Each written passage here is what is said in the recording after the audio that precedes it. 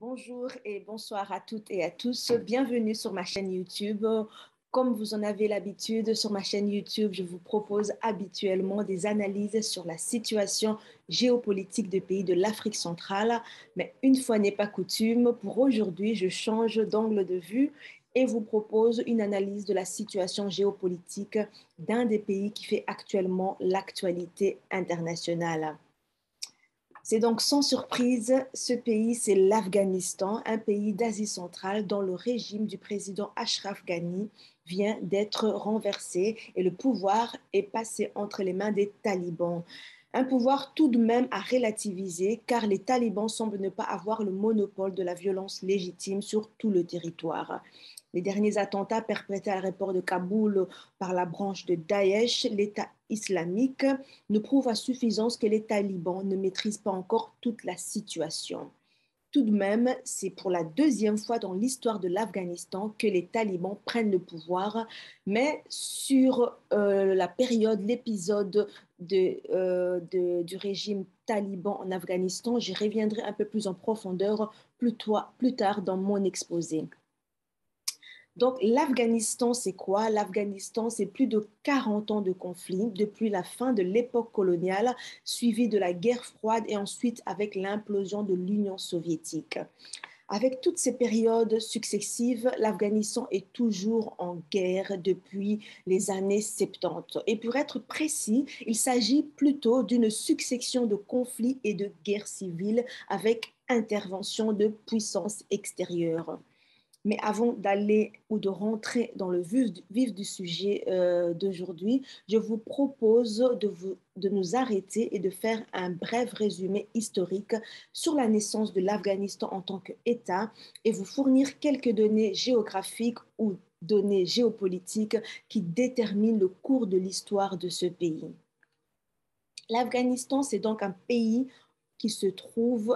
enclavé qui se trouve au centre de l'Asie, dont la capitale est Kaboul, et le pays est peuplé de plus ou moins 36 à 37 millions d'habitants pour une superficie globale de 652 000,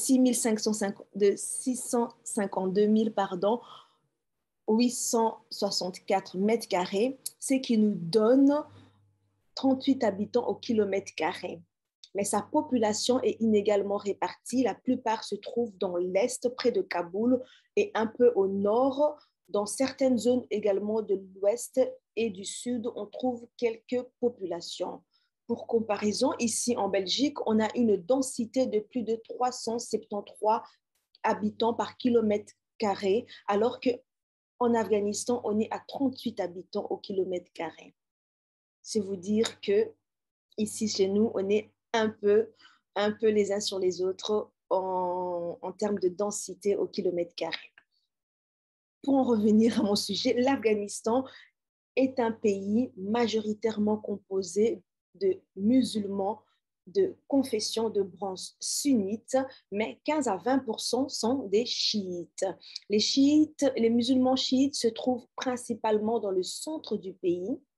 L'Afghanistan est également un pays multiethnique et l'ethnie la plus représentée est celle des Pashtuns. Les Pashtuns sont les plus représentés au sein de la population afghane.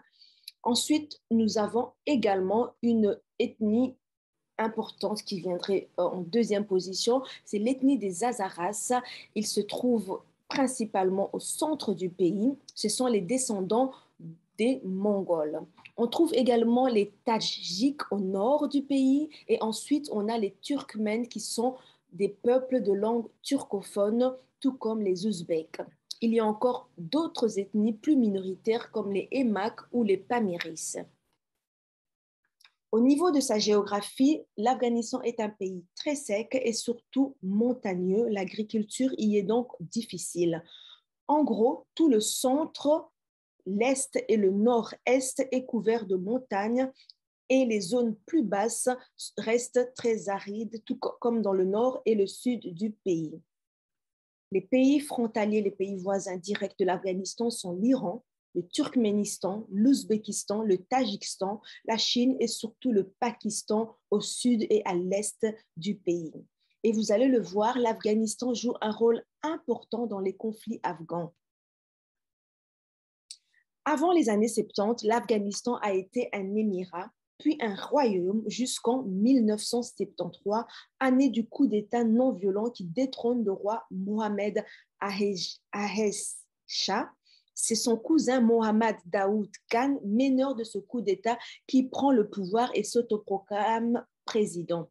Il est au début proche de l'URSS et soutenu par le parti communiste afghan, le PDPA, mais les relations entre Mohammad Daoud Khan et l'Union soviétique vont rapidement se détériorer et vers 1978, on voit apparaître un nouveau coup d'État et c'est ce qu'on appellera d'ailleurs dans l'histoire la révolution des sorts qui sera menée par le parti communiste afghan, le PDPA.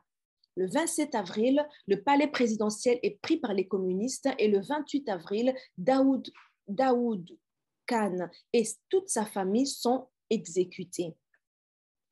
À la suite de ces événements, naît alors la République démocratique d'Afghanistan, donc une république communiste.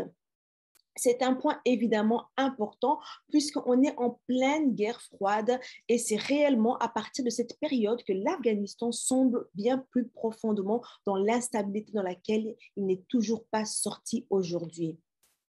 Par la suite, un certain Nour Mohamed Taraki prend le pouvoir, mais il est rapidement assassiné et remplacé par Hafid Zula Amin. C'est vous dire ô combien tous les nouveaux régimes qui s'installent ou s'imposent en Afghanistan restent fragiles et instables. Avec l'instauration de la République démocratique d'Afghanistan, nous avons forcément eu des réformes idéologiquement communistes qui ont commencé à être mises en place et cela ne plaît pas à toute la population afghane qui reste très attachée à ses traditions culturelles et surtout religieuses. Alors, des groupes de guérillas affilent un peu partout dans les pays et se forment en partis politiques, se constituent en partis politiques. Pour certains, ils étaient déjà actifs dans les années 70 et décide dès lors, à partir de l'instauration de la République communiste en Afghanistan, il décide de se soulever contre les communistes et des conflits apparaissent un peu partout dans le pays. C'est qui va pousser l'Union soviétique, l'URSS, à intervenir et dès 1979, des troupes soviétiques pénètrent dans les territoires afghans avec l'accord du président dans le cadre de l'opération Storm 333. Ils font atterrir 2 divisions de l'armée de l'air à Kaboul pour sécuriser la capitale. Dans le même temps, des unités au sol pénètrent dans le territoire par les villes de Kouchka et de Termez. Ces unités progressent et sécurisent rapidement un certain nombre de villes du pays, mais peu, voire pas du tout, les zones rurales et montagneuses. L'URSS intervient surtout dans le but de consolider sa présence dans le pays, non seulement parce qu'elle craint les rebelles afghans appelés les Moudjahidines, mais également la tendance autonomiste vis-à-vis du bloc soviétique du président Hafid Zula Amin. Et d'ailleurs, ce dernier sera assassiné par les forces spéciales soviétiques et remplacé par Babrak Karmal. Il est important ici de faire une distinction entre les différents leaders moudjahidines et leurs mouvements. On peut notamment citer le Hezb el-Islami Gulbuddin avec Gulbuddin Hekmatyar à sa tête et le Jamiat el-Islami avec le commandant Massoud, probablement le plus connu des leaders moudjahidines. Une partie de ces moudjahidines est armée et soutenue par des puissances étrangères, notamment par les États-Unis et le Pakistan. En effet, ce sont les services secrets pakistans qui fournissent directement le matériel et l'armement, notamment dans les régions de Peshawar, où les Afghans moudjahidines récupèrent le tout avant de les convoyer vers l'Afghanistan. Les États-Unis se contentent pour la plupart du temps de superviser de loin et de financer le tout à travers le biais des Pakistanais et les Pakistanais restent alors maîtres des opérations.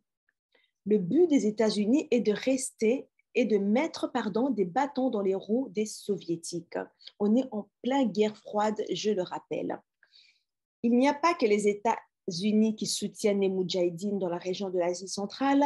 Les États du Golfe Persique et notamment l'Arabie saoudite et les Émirats arabes unis vont également être des gros financeurs des groupes armés en Afghanistan. Certaines sources affirment que 3/4 du financement des Moudjahidines provient des États arabes. Et un des gros organisateurs de ces financements est et restera d'ailleurs un certain Oussama Ben Laden. Vous le saurez un peu plus loin dans cette analyse. Pourquoi Oussama Ben Laden est un des grands financeurs des groupes armés en Afghanistan. Le but ici de tous ces financements est de soutenir les partis moudjahidines d'orientation islamiste traditionnaliste et qui se disent faire le djihad. Il y a de nombreux volontaires arabes qui partent en Afghanistan pour faire ce djihad et soutenir les moudjahidines. Donc, avec cette réconfiguration et redistribution des forces, pour les soviétiques, la situation devient un peu compliquée. Les zones montagneuses sont intenables et ils ne peuvent pas vraiment compter sur l'armée afghane dont beaucoup de membres désertent et certains même pour rejoindre les rebelles moudjahidines. Ainsi, les Russes se contentent de tenir les grandes villes et les grands axes de communication, laissant l'armée afghane se charger tant bien que mal de mener l'offensive sur le reste du territoire qui est toujours aux mains des groupes insurgés qui sont soutenus par une grande partie de la population. Et au début de l'année 89, les Russes finissent par quitter officiellement et définitivement l'Afghanistan.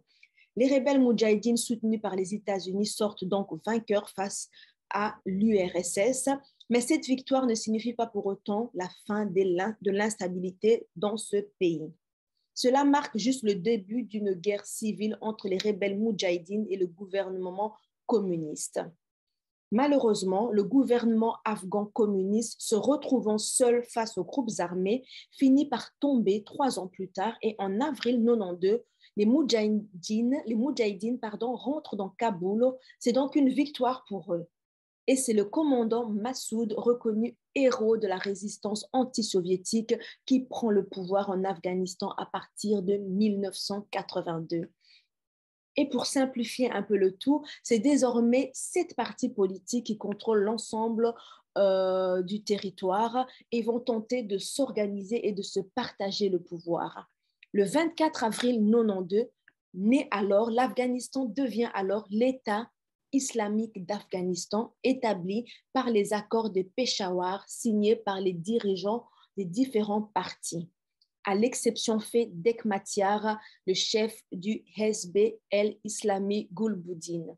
Malgré les efforts du commandant Massoud pour tenter d'inclure Hekmatyar dans cette nouvelle alliance, Hekmatyar refuse car il souhaite lui aussi prendre le contrôle de l'Afghanistan et à partir de 1992, en tout cas entre avril 1992 jusqu'à janvier 1993, Hekmatyar assiège et bombarde Kaboul, ce qui fera pas moins de plusieurs dizaines de milliers de victimes mortes et blessées. C'est pour cela qu'Hekmatyar sera surnommé le boucher de Kaboul. Durant la même période, la fragile alliance entre les 6 autres partis s'effrite. Le Hezb-e-Wadat, parti chiite, se retire du gouvernement et négocie avec Hekmatyar. Et en 1994, c'est un autre parti, celui d'Abdul Rachid Dostum, le Dumbesh, qui rejoint l'alliance d'Hekmatyar. La guerre civile s'intensifie donc et le combat a lieu surtout dans les villes. Les campagnes sont plus ou moins épargnées des bombardements sans être pour autant sécurisées. En Afghanistan, les rivalités entre les partis ont tendance à être expliquées par les tensions, donc justifiées par les tensions ethniques qui mobilisent le pays. Mais dans les partis d'Hekmatyar, par exemple, le parti de Gulbuddin Hekmatyar, qui comprend quasiment ou uniquement que des membres de l'ethnie Pashtun, alors qu'on a dans le parti du commandant Massoud en majorité les membres de l'ethnie tadjikis. Et dans le parti de Dostom, on retrouve majoritairement des Ouzbeks et des Turkmènes, mais une analyse essentiellement centrée sur le facteur ethnique comme déterminant des conflits et des guerres peut être critiquable, car en effet, ce sont plus les leaders, les différents leaders des partis politiques qui jouent un rôle dans l'intensification des tensions ethniques dans le pays, dans le but évidemment de rallier les sympathisants à leur cause. Et ce n'est donc pas forcément le sentiment d'appartenance ethnique et communautaire de la population qui crée le parti politique. C'est aussi le parti politique qui alimente ce sentiment pour gagner en légitimité, et ça marche donc dans les deux sens. Les leaders des partis politiques instrumentalisent la question ethnique pour légitimer leur position et rallier plus de sympathisants à leur cause.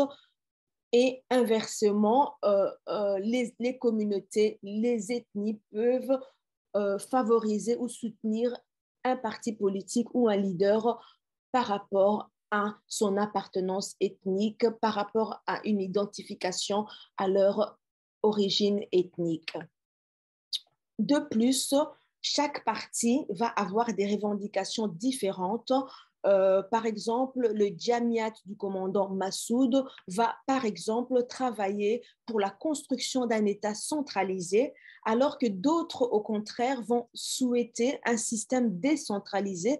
Et c'est le cas du Hezb Wadat, parti chiite, qui craint que les minorités chiites hazaras soient mises à l'écart, voire persécutées dans le cas d'un État fort, par exemple d'un État fort majoritairement composé de l'ethnie Pashtun, qui sont de confession musulmane sunnite.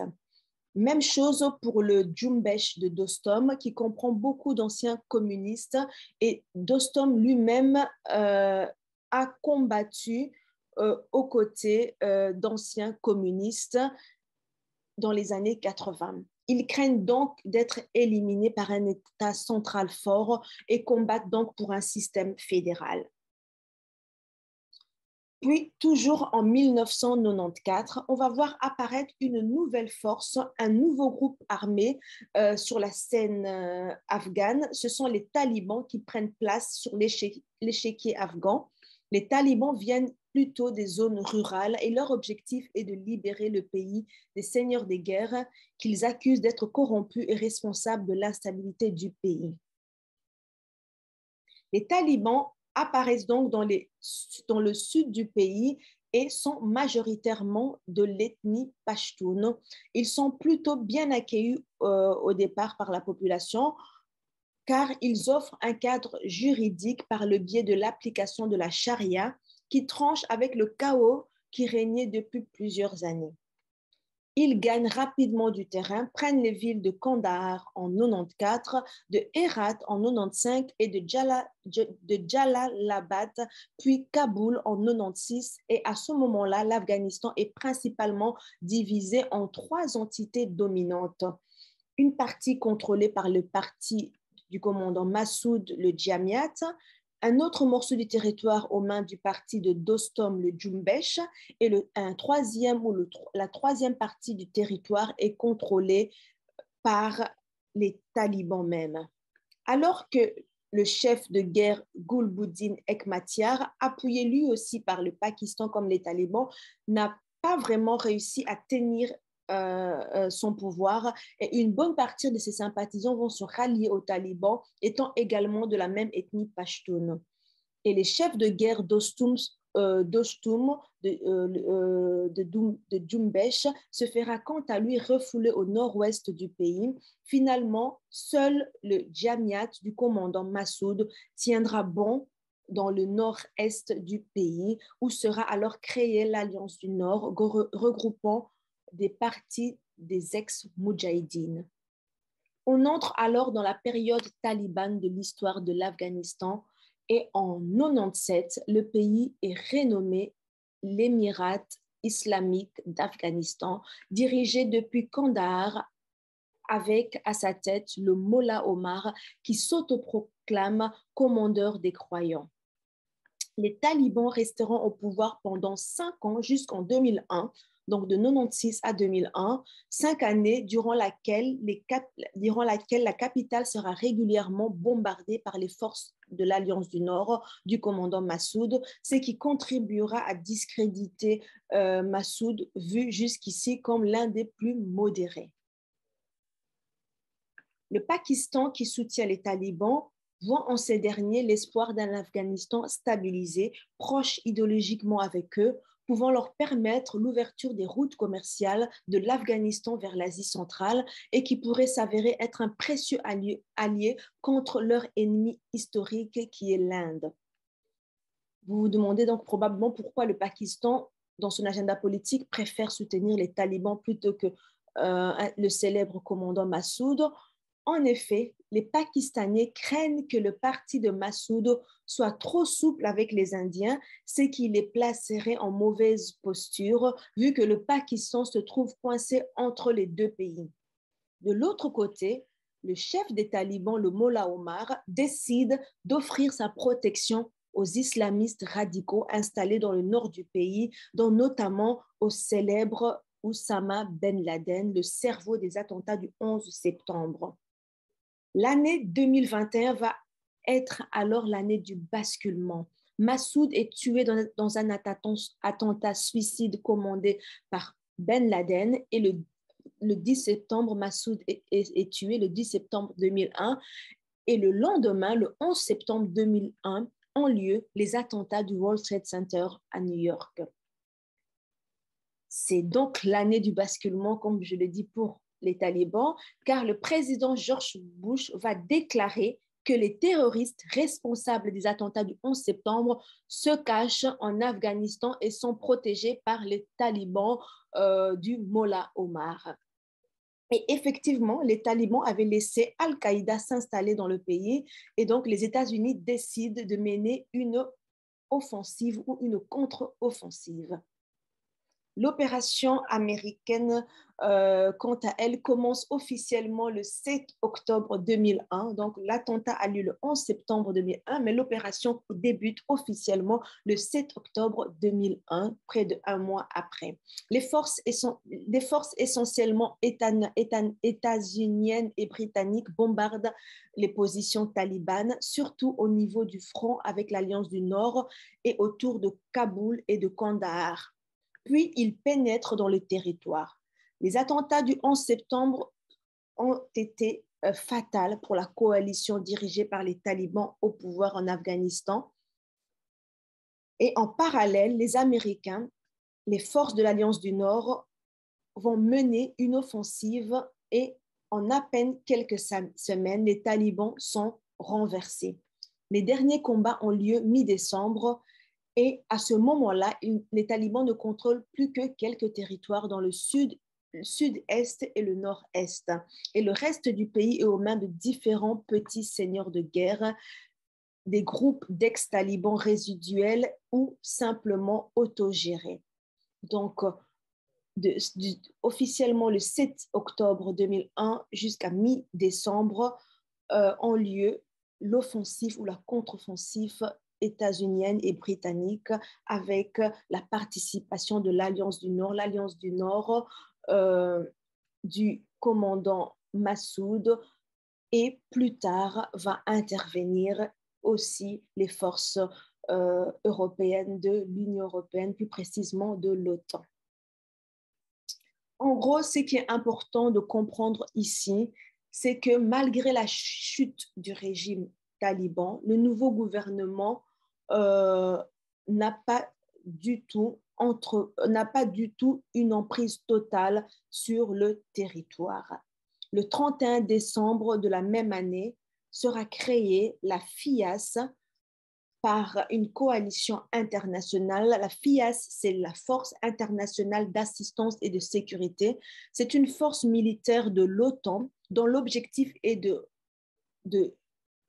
redonner le pouvoir au gouvernement afghan installé après la chute du régime taliban et de reprendre le contrôle sur l'intégrité du territoire afghan qui est divisé pour l'instant en plusieurs morceaux.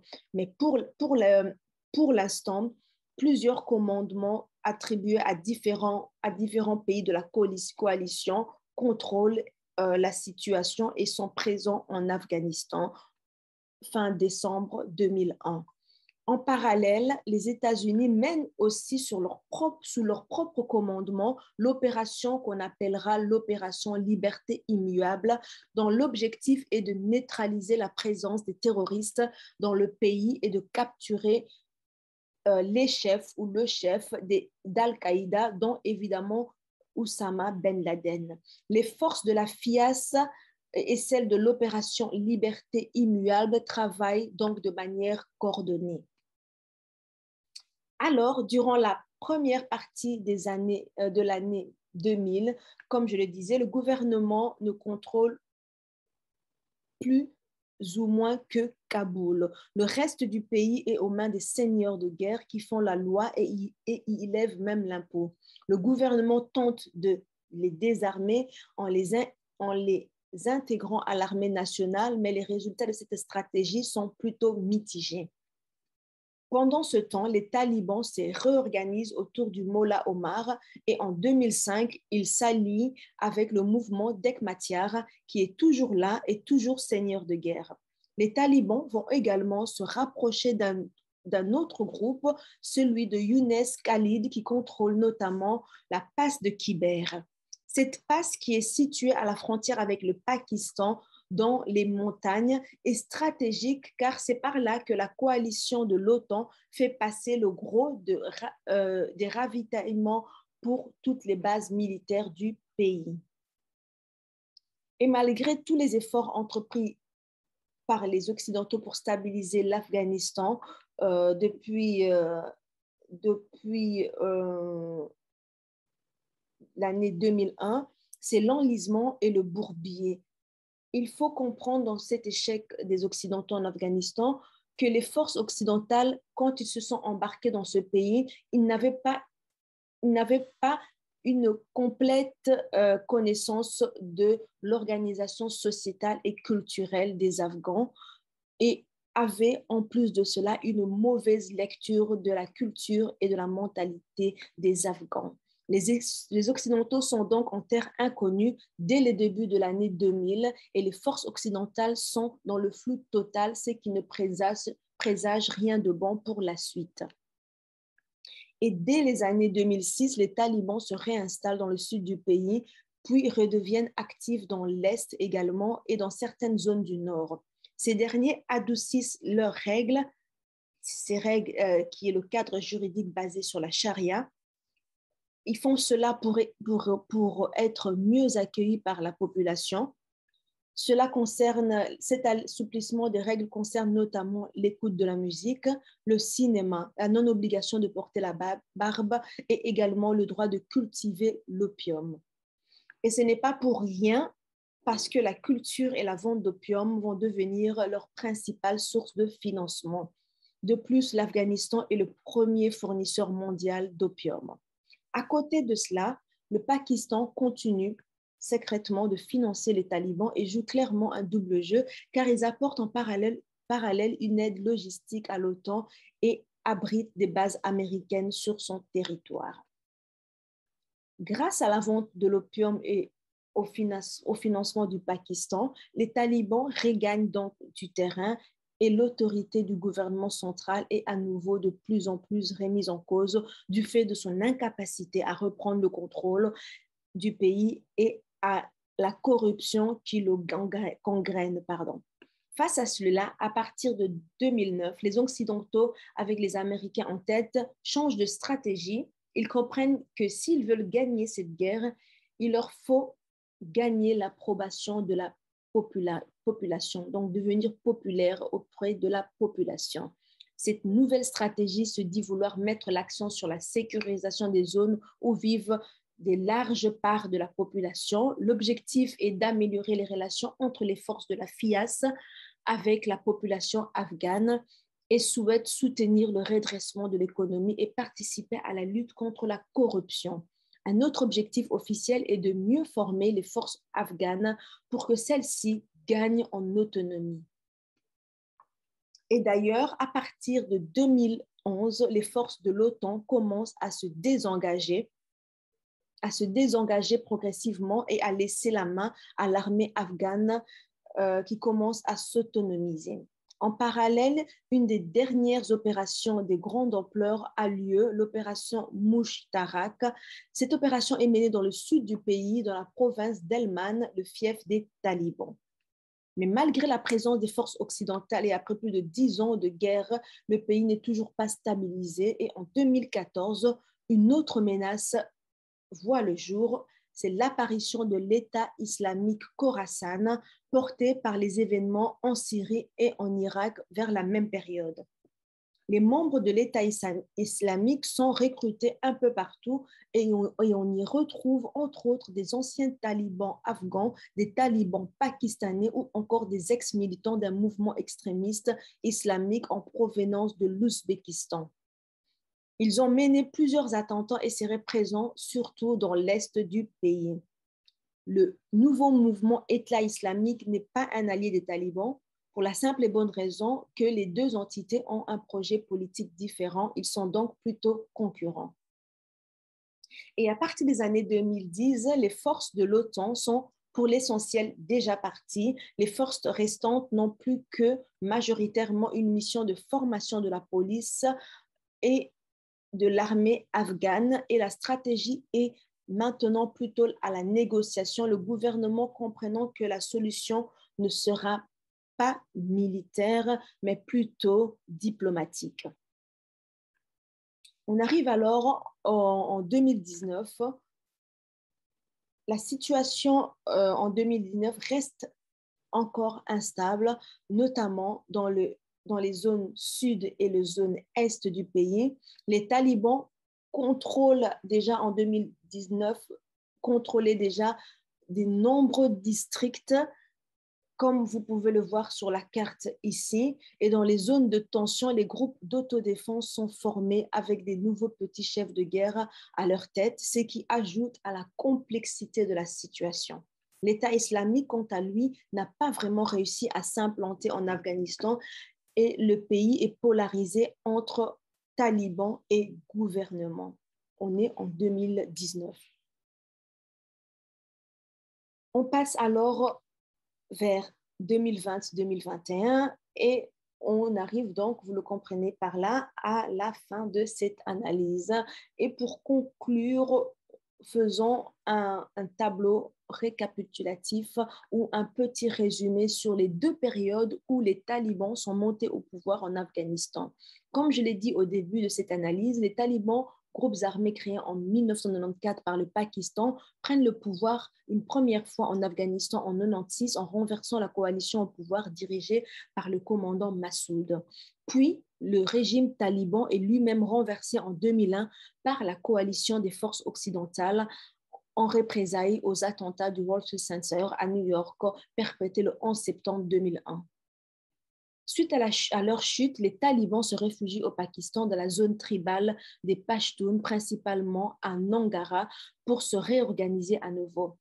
Pour les talibans habitués à combattre uniquement contre le pouvoir central de Kaboul, ils se sont retrouvés en 2015 à devoir ouvrir le feu sur deux fronts avec l'apparition en Afghanistan d'un nouveau groupe armé, l'État islamique Khorasan, branche du Daesh, origine de Syrie. Dès lors, la situation sécuritaire de l'Afghanistan sombre donc dans une instabilité encore plus profonde.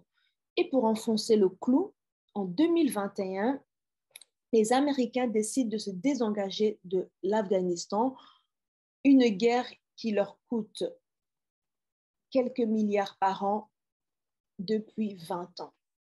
On est en 2001, de 2001 à 2021, c'est donc depuis 20 ans. C'est ainsi que le président Joe Biden change la donne en annonçant le retrait officiel des troupes américaines en Afghanistan. C'est alors que les talibans vont décider de redoubler d'efforts pour que le retrait des troupes étrangères soit effectif. Ils intensifient leur offensifs dès l'annonce de retrait par Joe Biden. Ils prennent rapidement le contrôle de plusieurs centres urbains à partir de mai 2001 et plus récemment le 15 août 2021.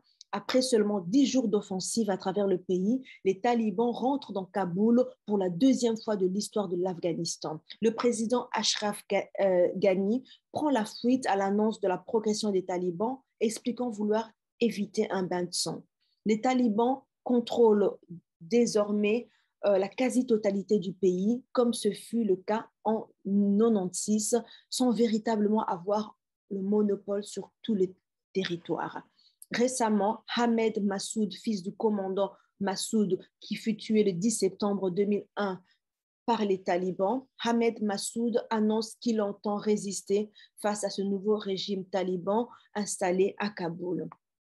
Le tout, en plus, avec la présence active de l'État islamique qui fait comprendre ces derniers jours vouloir déstabiliser, voire humilier le régime taliban. Cette énième reconfiguration et redistribution des cartes en Afghanistan ne présage une fois de plus rien de bon pour le futur de ce pays et surtout pour cette population déjà psychologiquement épuisée par plus de 40 ans de conflits et de guerres civiles. Dans tout ça, ce qu'il faut retenir est que l'Afghanistan compte en effet parmi les pays ayant le sous-sol le plus riche du monde. Il y a des vastes réserves de cuivre, de fer, de bauxite, de zinc, d'or, de platine, d'argent, de chromite, de lithium, d'uranium, mais aussi de mercure, du marbre, du talc, sans compter le pétrole et le gaz naturel. Et certaines puissances étrangères sont bien décidées à instrumentaliser les groupes armés pour tirer avantage de ces ressources.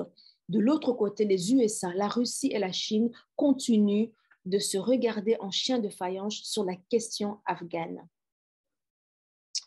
Pour réaliser cette étude, cette analyse que je vous ai proposée, je me suis basée sur deux ouvrages, principalement, pas uniquement ces deux ouvrages, mais principalement. Le premier ouvrage que je vous recommande est l'ouvrage aux éditions Debook. Cet ouvrage vous permettra de comprendre les grandes problématiques économiques, sociétales et politiques de l'Afghanistan de hier à aujourd'hui. Et en deuxième lieu, avec une approche beaucoup plus historique, je vous propose ce livre qui revient sur la guerre que se livre l'Empire britannique et l'Empire tsariste au 19e siècle pour conquérir l'Afghanistan, ce qu'on a appelé le grand jeu entre l'Empire britannique et l'Empire tsariste de Russie. Voilà, c'est tout pour notre analyse géopolitique du jour consacrée à ce sujet d'actualité internationale. Nous avons analysé quelques facteurs historiques, culturels, politiques internes et politiques externes qui ont mené à la prise du pouvoir en Afghanistan par les talibans.